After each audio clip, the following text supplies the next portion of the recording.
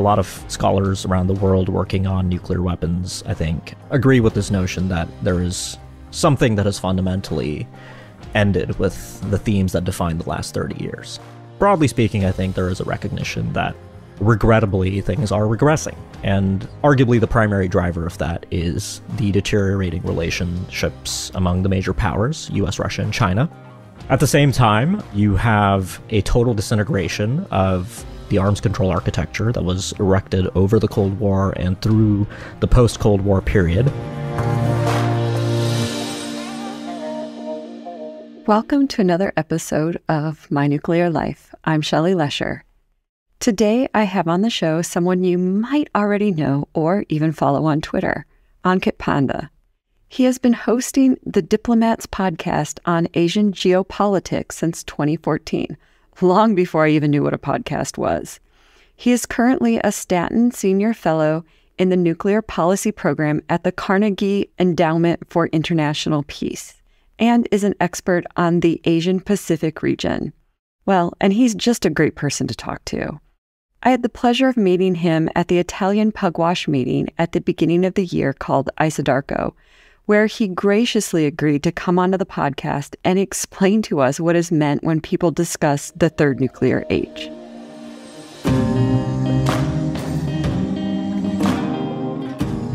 So if we're going to talk about the third nuclear age or the new nuclear age, the first thing I want to know is, how are the first and second nuclear ages defined?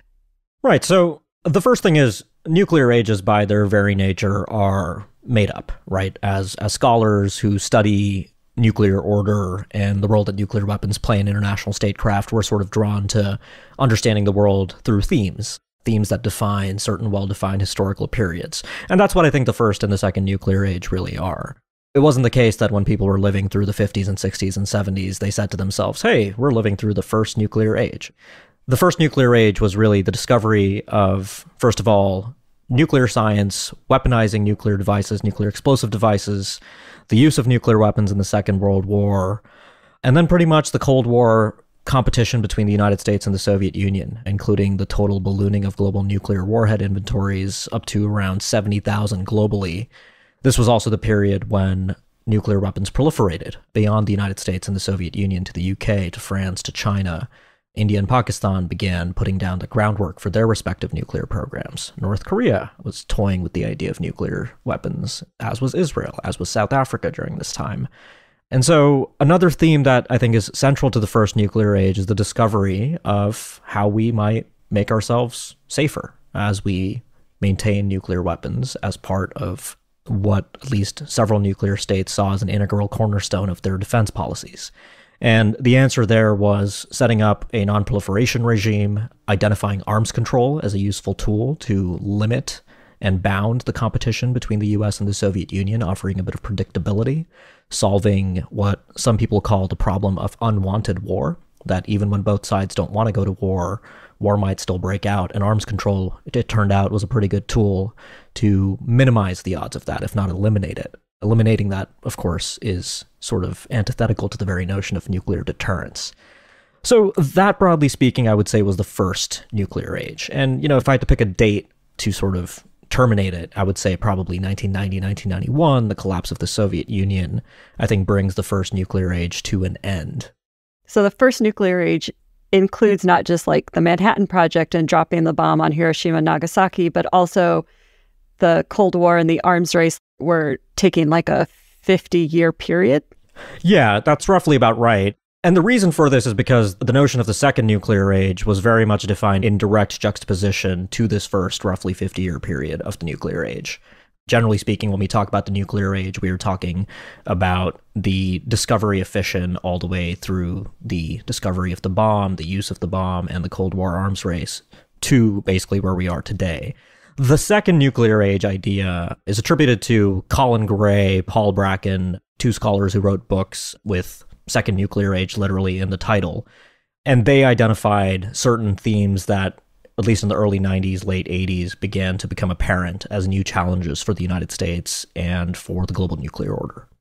If I were just to think about it, I would think that the first nuclear age would be like fission to like the end of World War II. And then the second nuclear age would be kind of all the challenges that you face when you have two superpowers competing for superiority with nuclear weapons.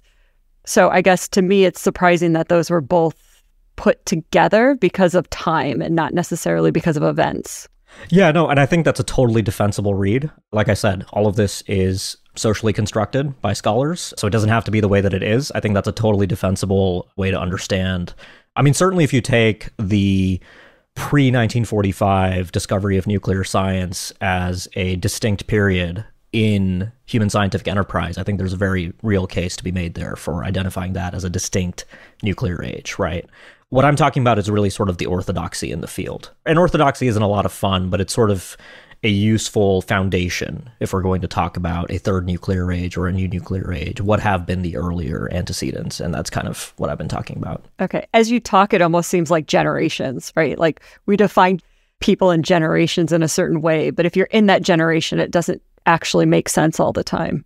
Yeah, no, and I think that's actually a really important insight here, because when we talk about the second nuclear age and kind of what I'm going to talk about with regard to the third or the new nuclear age, there is sort of a generational dimension to that in terms of, I think, many national security professionals, military officers who basically began their careers, let's say in the early 90s or late 90s, have effectively grown accustomed to a different mode of thinking about nuclear weapons and their role in international statecraft. And I think developments like the Ukraine conflict, North Korea's de facto emergence as a nuclear weapons possessor, the growth of China's nuclear forces have sort of emphasized why that's no longer adequate. So there is this sort of generational dimension that I think is quite interesting. When I talk to sort of young people who are entering the field right now and are interested in studying nuclear weapons, the frame of reference that they have is very different from somebody who, let's say, began their career at the height of nuclear optimism, arguably, in the mid-1990s, when disarmament was progressing. And, we're getting into the second nuclear age now. Cooperative threat reduction repatriated many of the former Soviet Union's nuclear weapons to the newly formed Russian Federation. The Nuclear Non-Proliferation Treaty was indefinitely extended in 1995. The international community arrived at a comprehensive test ban treaty, which opened for signature in 96. And sure, there were setbacks with North Korea, India, and Pakistan, but global nuclear inventories fell precipitously.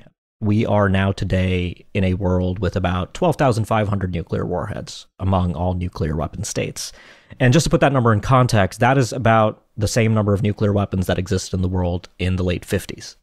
And so we moved from the late 50s to a all-time high of 70,000, came down, and a lot of the disarmament that literally took place happened after the fall of the Soviet Union. The presidential nuclear initiatives, which are unilateral pledges by Presidents George H.W. Bush and Mikhail Gorbachev, saw the withdrawal of nuclear weapons deployed overseas largely, with the exception of some nuclear weapons that the United States deploys in Europe.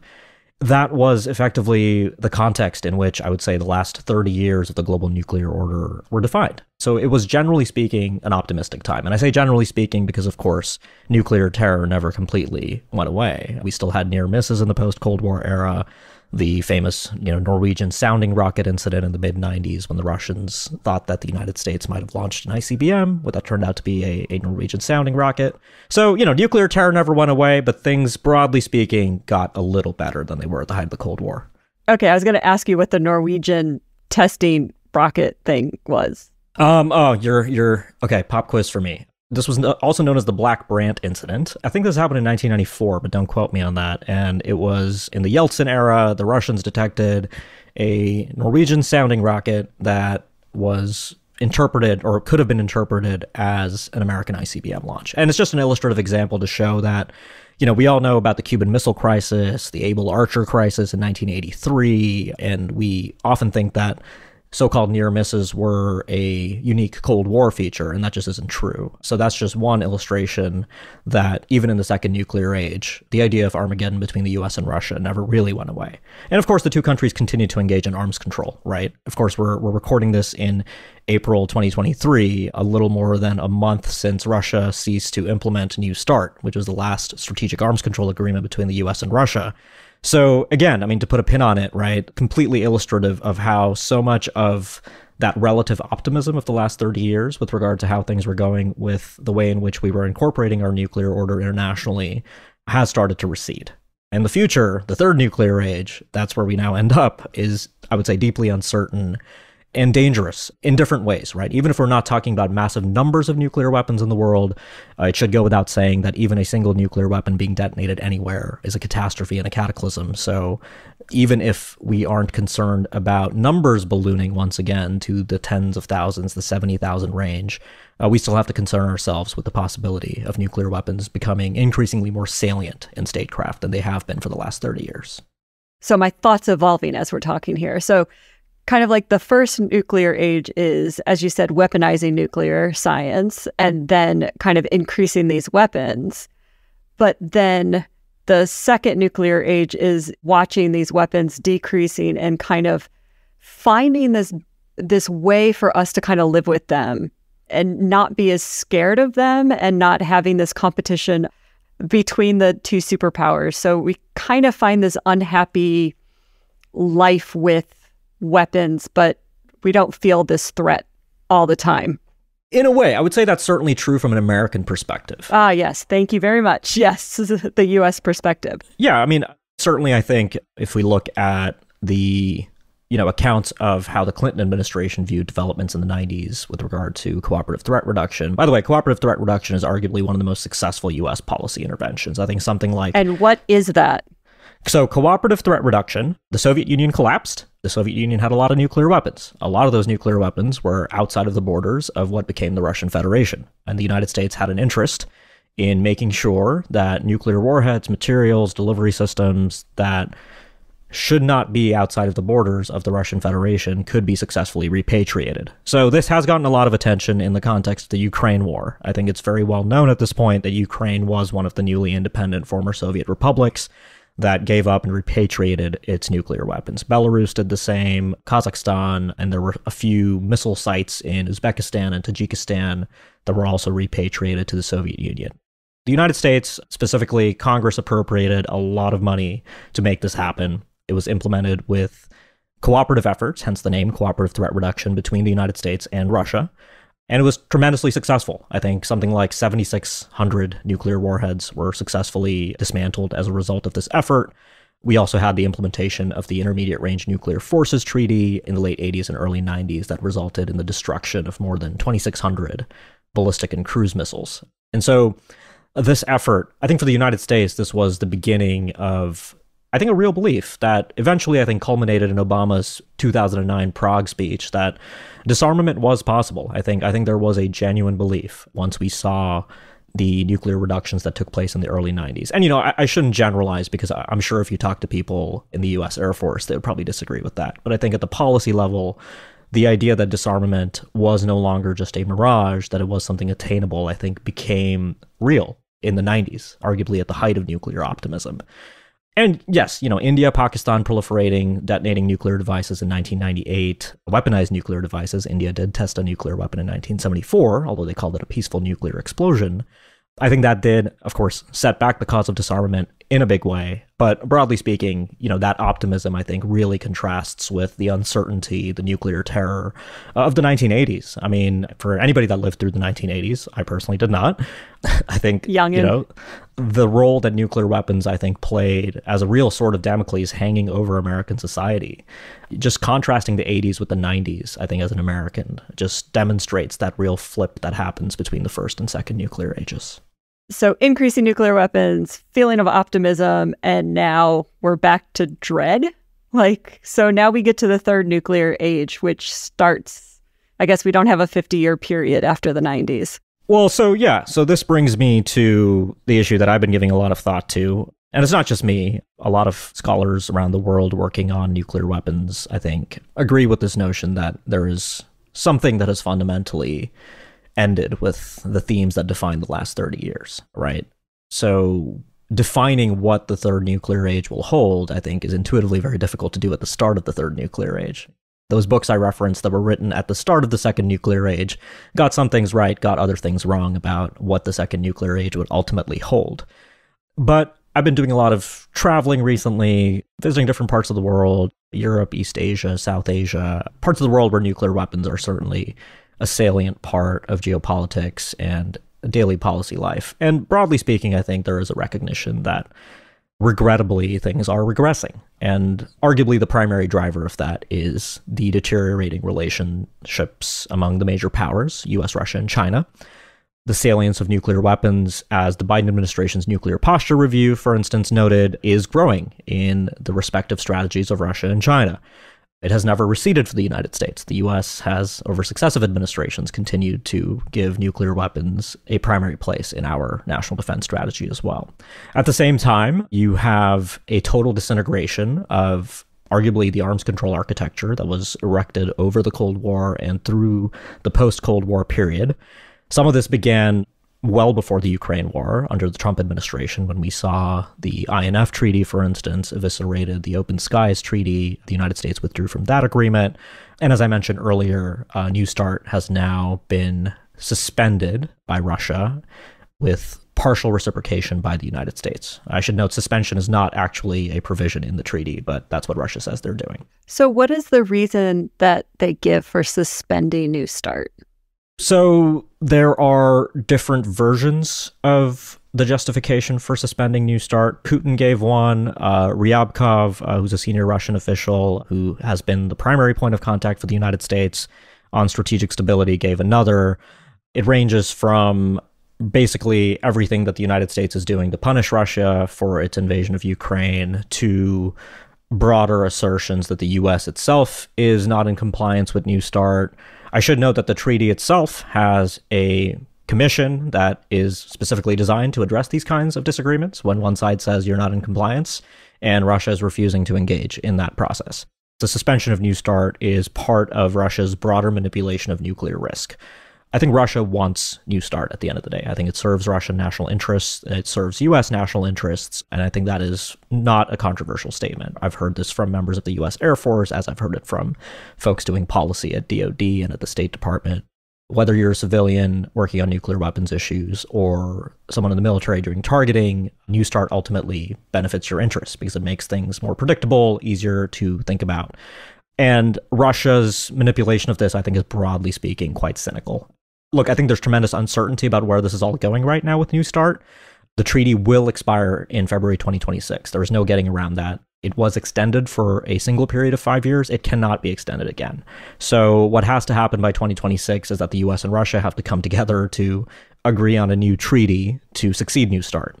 And with relations between the two countries being the worst that they've ever been since the foundation of the Russian Federation, it's incredibly uncertain. And if I were a betting man, I would not bet on the US and Russia reaching an agreement on a new arms control treaty to succeed New START. That said, there are non-treaty mechanisms that might manifest to maintain some level of predictability. For instance, both Russia and the United States, despite their respective partial non-compliance with New START, have indicated that they will remain under the central limits of the treaty. The central limits are those agreed numbers that cap strategic nuclear forces. And that's really the central heart of what the treaty is trying to do, is to cap both countries from entering into a new arms race. Going back to the third nuclear age, though, there is a curveball. I live in Washington, D.C., and it's impossible to go into any meeting about nuclear weapons issues these days without hearing about China. And a lot has changed with regard to China. We can get into that in a few minutes, but that is a major factor of ongoing debates in D.C. and other parts of the country about what nuclear posture the United States should sustain into the future. The Biden administration hasn't fundamentally departed with post-Cold War U.S. nuclear policy and posture in its recent nuclear posture review, but successive administrations, I think there's a lot of uncertainty. Both Democrats and Republicans alike, if there's one thing that there's bipartisan consensus on in D.C., it is that China is a major threat for the United States, and that extends to the nuclear dimension of the U.S.-China relationship. So we have arms control agreements with Russia. Do we have arms control agreements with China? We do not. We do not have at least the kinds of arms control agreements that we traditionally think of when we think of arms control. We have some modes of military crisis management, military communications. Depending on what school of arms control thought you come from, arms control can be thought of as any measures of cooperation between two military adversaries. And that's a very broad definition of arms control. Okay, I have no thoughts on arms control. I had no idea that I would belong to a school on arms control. Well, I'm just saying that arms control doesn't have to be, treaties with central limits like New START is. We certainly don't have anything of the kind like that with China. But I mean, broadly speaking, the answer to the question, do we have arms control with China, is no. I don't think anybody in DC is satisfied with the kind of communication, kind of transparency we have with China on arms control. That's a different question, right? Is anyone in DC ever going to be satisfied with any transparency that we have with China? Well, I think the answer to that for certain people would be yes. Because there is, I think, a substantial amount of opacity in how China handles nuclear matters. And we can go into the reasons for that. I think China actually has, I think, good reasons for maintaining opacity in terms of, rationally speaking, if I were a Chinese nuclear planner, China has maintained a quantitatively inferior nuclear stockpile for a number of years. It has tolerated an unusual amount of vulnerability, certainly a level of vulnerability that no American would ever be willing to tolerate with regard to its own nuclear weapons. All of that is changing now, but in the process of that changing, I don't see the incentives for China to really come to the table and give the United States all of the transparency that the US seeks right now. So the most important thing to, I think, understand about arms control is that arms control can only manifest when mutual interests exist between adversaries.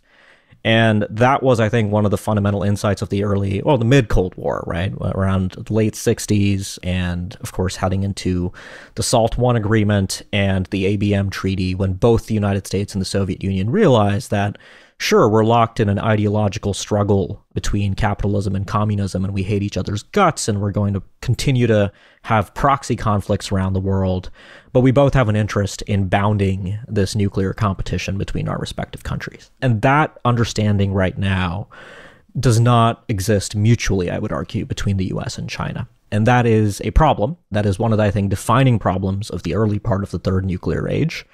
My thinking on this right now is that we will get to a point where the burdens of a nuclear deterrence relationship between the US and China, which is something that's existed for decades now, but is going to grow more intense. I just think that the burdens of that relationship will lead to a point where the Chinese leadership will calculate that arms control is going to be in its own national interest. I don't think that's going to happen in the 2020s. I think that's going to happen when China is done building everything that it's building. And I should explain what China's doing just very briefly, because I've sort of alluded to it. So basically speaking, China for the longest time maintained a nuclear arsenal with warheads in the low 200s to 250-ish range. That's a lot of nuclear weapons, but when it compares to the United States, that's not a lot of nuclear weapons. Again, how many does the US have? The U.S. Currently deployed with under New START numbers around 2,000-ish. 1,550 is the New START treaty limit, but the bomber counting rules mean that bombers are counted as one nuclear warhead, so there's a bit of fudging of those numbers, so roughly 2,000-ish. And we have another couple grand sitting in our stockpile that can be uploaded to our ICBMs and SLBMs. So that is changing in China. China, over the last few years, has been pouring a lot of concrete in its western desert, building more than 300 nuclear silos for ICBMs.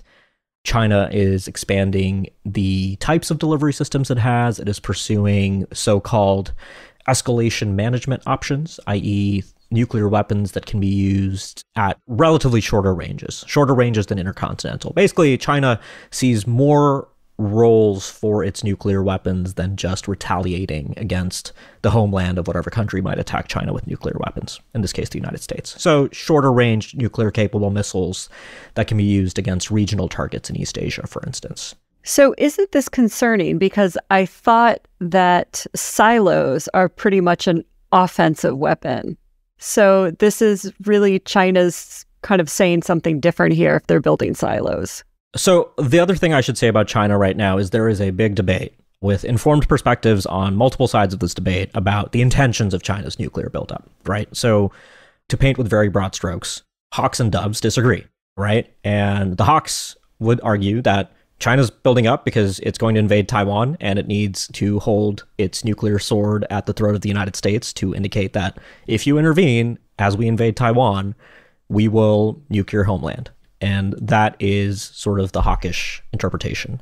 And that is perhaps a little unfair. I think some hawks would also argue that, this is broadly speaking deterrence, right? It's a lesson perhaps that China took away from the Ukraine conflict, although the buildup began before Russia invaded Ukraine.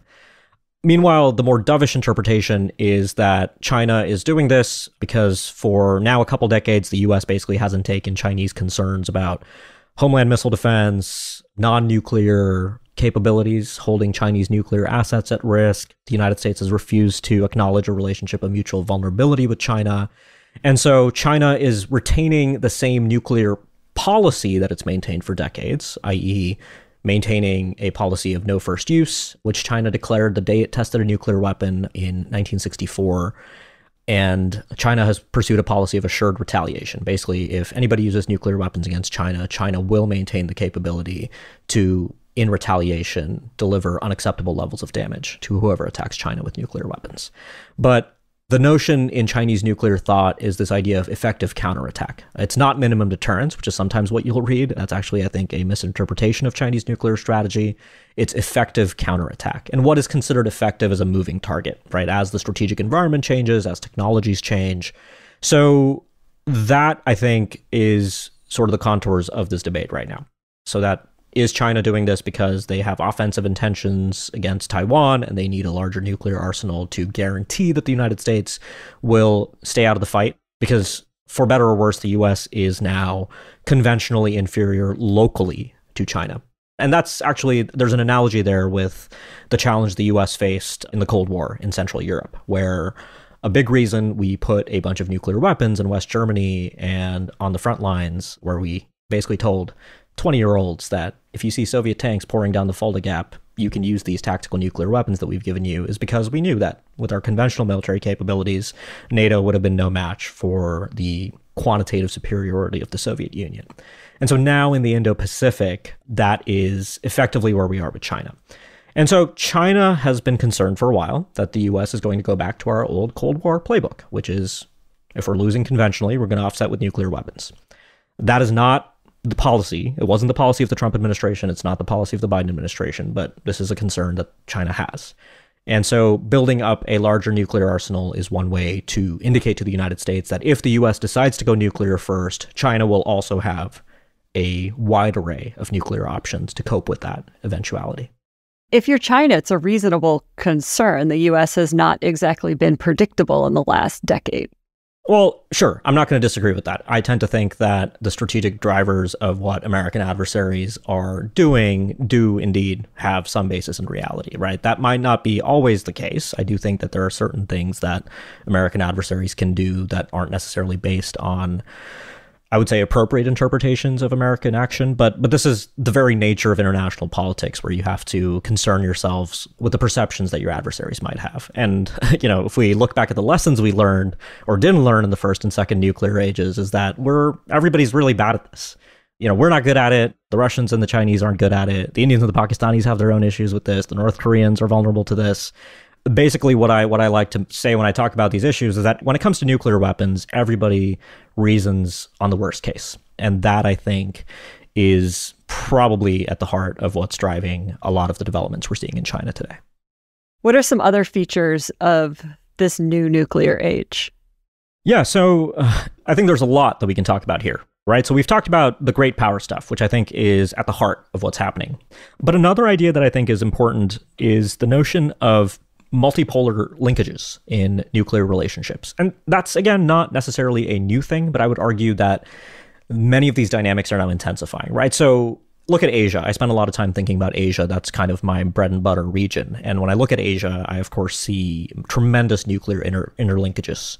You have the US-China nuclear relationship, where let's say the US is doing certain things to cope with Russia. China reacts to those. India has a deterrence relationship with China. India reacts in turn to what China is doing. In turn, Pakistan reacts to India.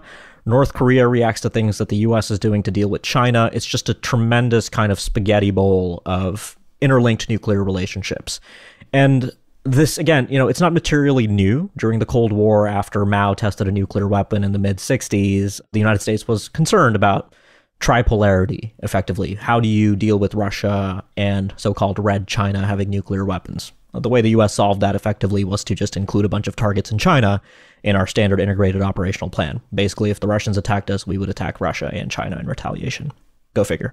But in the third nuclear age, these interlinkages, I think, are Not well understood, not well theorized, and there isn't really a way that I see to stabilize these relationships, just given the number of players you have.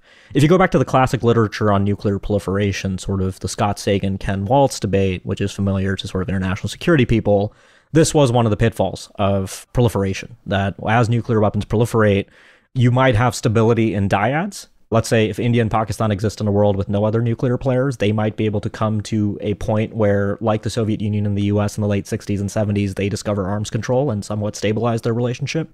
But that doesn't work when you have a China on India's northern border and a China that's responding to the US and a US that's responding to Russia and North Korea. So that is another wrench in the works of our nuclear order. Add to this picture the potential for new proliferators. I think South Korea has been in the headlines a lot recently, given comments by President Yoon Suk-yeol about the possibility of acquiring nuclear weapons. Other candidates for proliferation, Saudi Arabia, Japan. I'm not a fatalist about any of these countries proliferating, by the way, but it is worth noting that the incentives for proliferation could intensify. Saudi Arabia, for instance, has been explicit that they will acquire a nuclear weapon if Iran goes that route. Things are not looking good with Iran at the moment. So that's another bucket of themes in the third nuclear age. You mentioned Japan. Seriously, they're talking about acquiring nuclear weapons? Basically, since the 1950s, there have been quiet conversations in Japan among so-called strategic elites behind closed doors, quietly, about nuclear weapons. Of course, it should go without saying that the idea of Japan acquiring nuclear weapons would be incredibly toxic in the public arena. There are politicians in Japan who would think that if the United States, and this is the important conditionality with South Korea and Japan, it's about the reliability of the United States, right? You mentioned yourself, Shelly, that we haven't been as reliable as we once were, and that's been obvious to friends and foes alike around the world. And extended deterrence, which is this business that the United States has been in since the start of the first nuclear age, where we tell our friends that we will defend them with our nuclear weapons if they are attacked. We don't just do that out of altruism. It is a strategic U.S. interest, and it is part of the non-proliferation toolkit. One of the core features of the Cold War non-proliferation effort, which, by the way, the South Koreans tried to go nuclear in the Cold War, as did the Taiwanese, as did a number of other countries. There are more than 30 countries around the world that, at some point, toyed seriously with the idea of weaponizing nuclear science. And the United States, in various cases, basically coerced them into putting the bomb back in the box and told them, look, we will protect you with our nuclear weapons. You can sleep well at night. That assurance doesn't look so great when you have the Trump administration that was basically shaking the South Koreans and the Japanese down for cold, hard cash for American defense assurances. So broadly speaking, I think countries are hedging against an uncertain future. This was actually one of the things the Biden administration took out of the nuclear posture review, which was hedging against an uncertain future, or at least technologically. But more and more U.S. allies are now, I think, open to the idea that the United States might not be as reliable as it once was. The Biden administration, of course, is singing a very different song on extended deterrence and alliances than the Trump administration was. That could turn the next president. Exactly. The possibility of whiplash is simply not tolerable. If you're a country whose national defense rests on the idea that the United States will be predictable and come to your defense when necessary, the idea of betting on the U.S. no longer looks as good.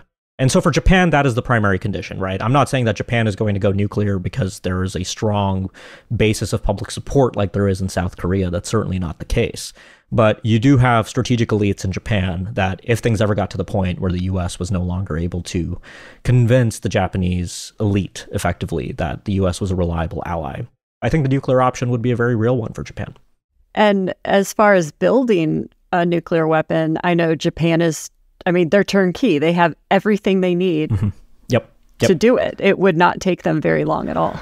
Yeah, that's right. They have diesel-electric submarines. They have delivery systems. They could probably have a nuclear-capable sea-launched cruise missile capability within a few months, effectively, depending on how quickly they were able to amass the infrastructure. Wow. Yeah. I'm sorry. That was just the Japan thing was new to me. This whole discussion we just had about U.S. alliance relationships is also central to my current work on the third nuclear age. I actually think this is a really important theme. I think the fundamental lack of reliability in the U.S. You go back to Truman. From Truman to Trump, you have American presidents that dilly-dally. You have Nixon's Guam doctrine. You have Carter threatening to pull troops out of South Korea. So I'm not saying it's all been kind of hunky-dory when it comes to alliances over the years. But I think until Trump, there wasn't really a fundamental reckoning among many allies that politically in the United States, there is a real strain of thinking now that sees allies as a liability for the United States and not an asset. In the past, when we had disagreements with allies, it all took place in the broader, I would say, framing that the U.S. had interests overseas and that allies, including like-minded countries, liberal democracies, and, well, capitalist countries, primarily in the Cold War, were valuable to the United States. And that assumption has gone away. And that's frightening to me. That makes a very unstable global scene. It is. And, that is the question that I think when officials in the Biden administration deliver their talking points on how much they love American allies, the question then is, well, you guys are going to have an election in 2024, so what are you going to do about that? And of course, just the way our political system works, you cannot be a Biden administration official and tell allies that everything's going to be okay when we have an election. That is just one of the pitfalls. Look, extended deterrence is complicated business. We've dealt with different challenges with extended deterrence in the past. But I think this one's huge. Yeah, the anti-nuclear movement in Europe was a good example of the tensions involved in extended deterrence. Europeans didn't like it that we had a bunch of American nuclear weapons on their soil that could only be used with our approval. And so these issues come and go. I would love to be wrong about this one.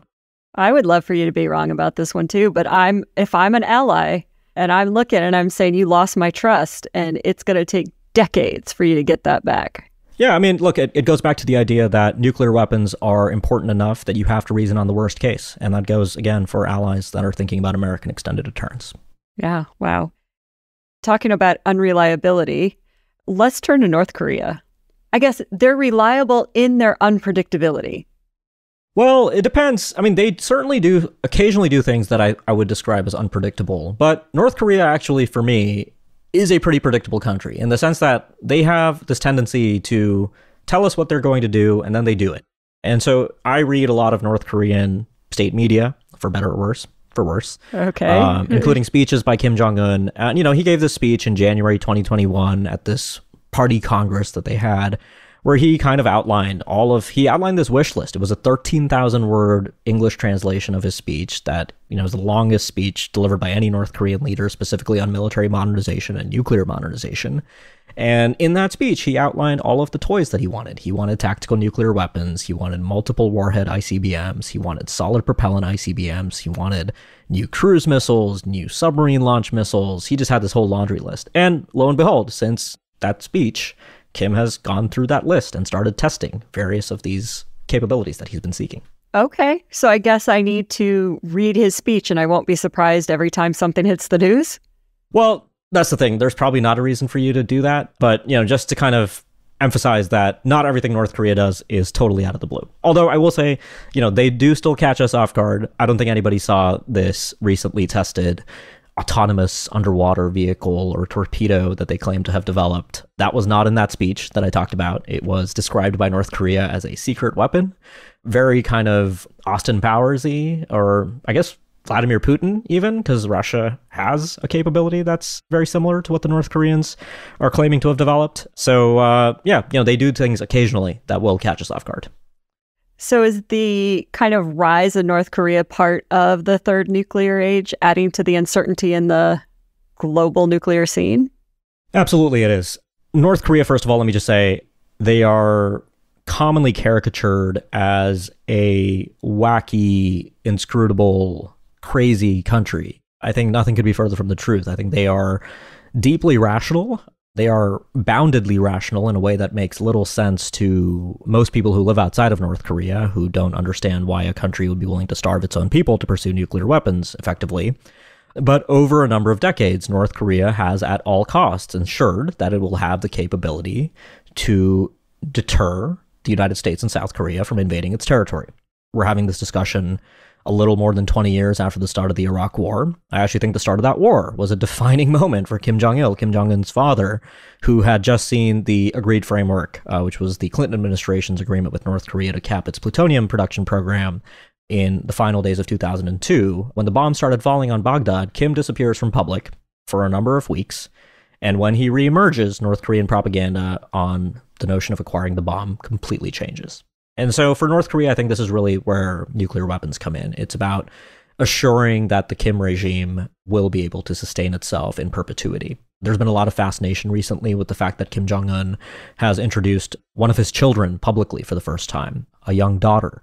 I'm not going to speculate about whether this might mean that she's the successor for Kim Jong-un or not. I think there's one message here, which is that nuclear deterrence will be a multi-generational affair for North Korea, that they are in the business of keeping the bomb for the long haul. And so absolutely, when we think about global nuclear order, North Korea is a hard case. It is the only country, for instance, to have signed, ratified, and left the Non-Proliferation Treaty, developed nuclear weapons, detonated a nuclear explosive device, and now is developing a nuclear force that I think within 5 to 10 years' time could be in the range of 150 to 200 nuclear warheads, right, on the order of a France or a UK. And that's just a development that I think it underscores the failure of multiple decades of U.S. non-proliferation policy towards North Korea. It is decisively no longer a non-proliferation problem. It is a problem of deterrence and disarmament, just like every other nuclear possessor. North Korea, of course, worries me for reasons having to do with their nuclear posture. They have a posture predicated on early nuclear first use. Deterrence rests on the manipulation of risk, and for a country like North Korea that has very little to offer in the way of conventional military capabilities, nuclear weapons are an offset. They brandish the nuclear sword frequently, the implication being for the US and South Korea that any military operations against North Korea will have a non-negligible chance of resulting in uncontrollable nuclear escalation. And that is where they are. But I should say that, we've come to North Korea fairly late in this discussion. I think North Korea is not going to be the primary driver of many of the dynamics of the third nuclear age. I think it is an illustration of the fact that we are certainly in a different thematic space than we were in the second nuclear age, where we thought of North Korea as a horse that ran out of the barn that we were trying to kind of invite back to the barn by sanctioning them and telling them that things would be good if they, gave up their nuclear weapons. That's just no longer going to happen. What are some of then, you think, the key ideas or key factors in this third nuclear age? Well, I had one more bucket of issues. I'm sort of going through the chapters in my upcoming book in my head. All right. The last bucket, and here I have to credit other scholars who are doing great work in this area. Andrew Futter, Ben Zala have a third nuclear age project, and they identify this set of issues quite well, I think, which is the notion of technological change, non-nuclear strategic technologies. During the Cold War, the primary concern for nuclear planners, due to kind of technological constraints, the accuracy of missiles, the availability of sensors in space, on land, at sea, the idea defining a lot of nuclear strategy was the idea that only nuclear weapons could threaten other nuclear weapons. And we talked about things like first strike instability, retaliatory postures, discussions and arms control negotiations about throw weights. Everything we were talking about was, broadly speaking, nuclear. There were some exceptions, like submarine survivability. You're worrying about conventional submarines hunting nuclear-capable second strike submarines. But today, of course, we live in this bold era of technological change on all axes, right? Generative artificial intelligence has been all the hype recently with ChatGPT. I'm not saying ChatGPT is going to start a nuclear war, but it could, but artificial intelligence has implications for nuclear stability. Absolutely. Right? Look, I'll just give one example very quickly. I won't talk about all the sources of technological change because that could just be a podcast in itself, and you should probably do that podcast with a couple of those scholars I mentioned, perhaps. But the bedrock of nuclear stability between the major superpowers, for instance, has been the availability of secure second strike forces, primarily in the form of survivable submarines. Can artificial intelligence analyze massive amounts of data from a proliferated network of undersea and space-based sensors that can help accurately pinpoint the location of nuclear-armed submarines?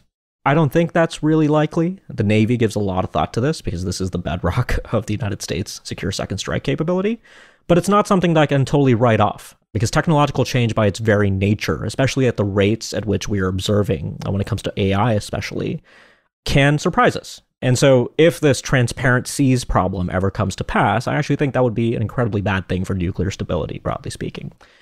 I have this sort of glib line that makes people angry when I talk about nuclear risk reduction, which is that I say one of the greatest nuclear risk reduction technologies we ever stumbled upon was naval nuclear propulsion and stealth submarines, right? The fact that nuclear submarines exist and are as undetectable as they are is a very good thing for nuclear stability. Because in the world where we never came to that realization and based nuclear weapons underwater, nuclear wars probably happen more frequently. I actually think the deterrent effect of secure second strike capabilities is observable in how countries have reasoned about nuclear weapons for a number of years. So that's just one example, but a much kind of simpler type of technological change is conventional precision missiles. This isn't a new technology. Missiles have been around for decades and decades, going back to German V2s during the Second World War. But V2s were used in terror bombing campaigns, right? They were completely imprecise. Now we have missiles. The South Koreans release videos all the time of short-range ballistic missiles with very heavy conventional payloads, literally striking bullseyes at the pinpoint center of that, right? If you can run the numbers on, let's say, targets like silos or underground command and control facilities, the ability for non-nuclear weapons to threaten targets that were traditionally only vulnerable to nuclear attack has grown substantially. My colleague at Carnegie, James Acton, has also done a lot of work on the so-called entanglement of conventional and nuclear systems. This has been a problem for a while, but it's certainly been, I think, elevated to the nuclear stability discourse in recent years, thanks to James's and other people's work. But basically, it's this idea that the US and other countries have command and control assets, radars, sensors that support conventional and nuclear operations. So in a conflict, let's say there's a US-China war over Taiwan, China has counter space capabilities. If a Chinese counter space capability interferes or destroys an American satellite asset that is used for both nuclear and conventional operations, how will the United States ascertain whether that is the start of potentially a Chinese attack on American nuclear forces? And will that then create incentives for the United States to use nuclear weapons? So just a few examples of how technology is, again, throwing more wrenches into what we thought we understood about how to create stability between nuclear weapons possessors. Yeah, because that sounds way more complicated than just having nuclear weapons. Yep, absolutely. And look, I mean, I got to say, for any kind of young folks listening to this, I think the ending to maybe all of this is that we need smart people to work on these problems. That probably, more so than ever, this is, I think, a really exciting time to enter the nuclear policy field, because there are hard problems that are getting worse, that will need solutions, that will need people to implement them. And if I was kind of starting my career at this point, and I am fully a child of the second nuclear age. I literally lived in India during the 1998 nuclear test, and that was kind of my origin story in getting interested in this stuff. Oh, wow.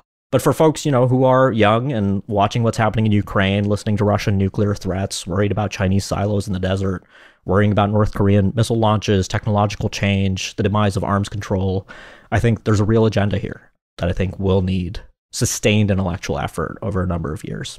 Yeah, not just in policy, but in science too, and technology. Absolutely. Yeah, absolutely.